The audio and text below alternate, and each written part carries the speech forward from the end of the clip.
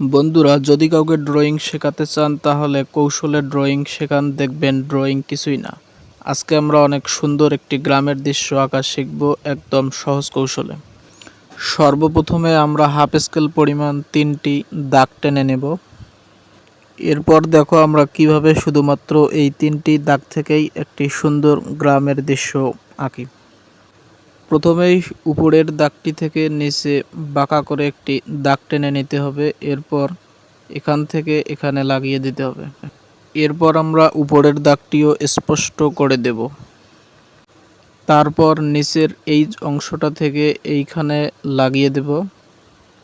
আবার নিচের অংশটাও উপরের অংশের মতো এইখান থেকে এইখানে লাগিয়ে দেব।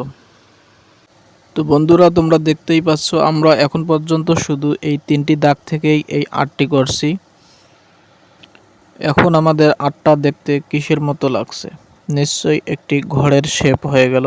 অনেক সহজ ও সুন্দর কৌশলে আমরা ঘরটা এঁকে নিলাম।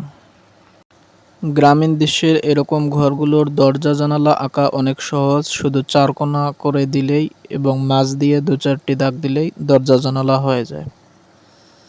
আশা করছি ছোটদের জন্য এই ড্রয়িংটা অনেক সহজ হবে এবং অনেক সহজেই শিখতে পারবে।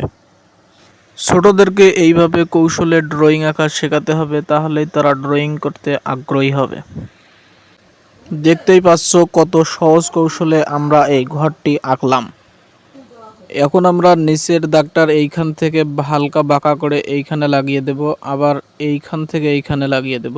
এই তো আমাদের হয়ে গেল অনেক সুন্দর একটি রাস্তা। নিচের পুরো দাগটা স্পষ্ট করে দিতে হবে, এতে আর্টটা অনেক সুন্দর হবে। এরপর আমরা বাড়ির আশেপাশে ছোট ছোট ঘাসের ঝোপ লাগিয়ে দেব। দেখতেই পাচ্ছেন কিভাবে ঘাসের ঝোপগুলো আঁকতে হয়।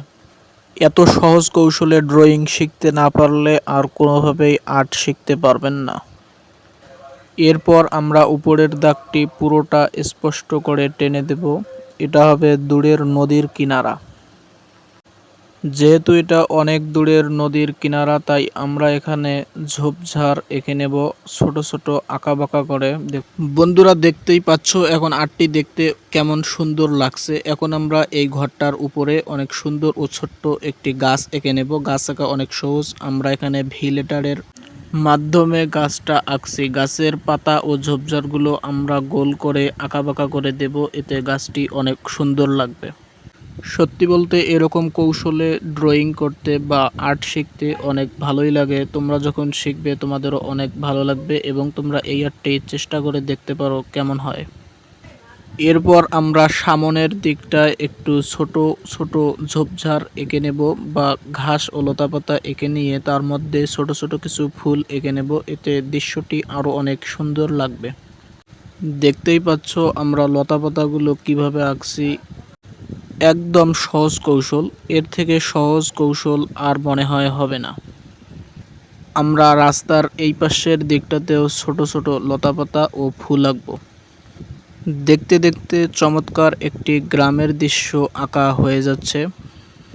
বন্ধুরা, যেহেতু আমরা এই দৃশ্যটাকে গ্রামের সকালবেলার দৃশ্য বানাবো, সেহেতু আমরা দূরে একটা সূর্য এঁকে নেব।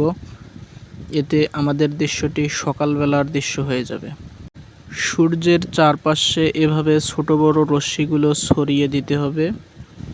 এই ড্রয়িংটাতে তোমরা যখন তোমাদের পছন্দ মতো রং করবে, তখন এই ড্রয়িংটা অনেক সুন্দর লাগবে। এই রকম সহজ কৌশলে ড্রয়িং শিখতে চাইলে আমার এই চ্যানেলটি সাবস্ক্রাইব করো।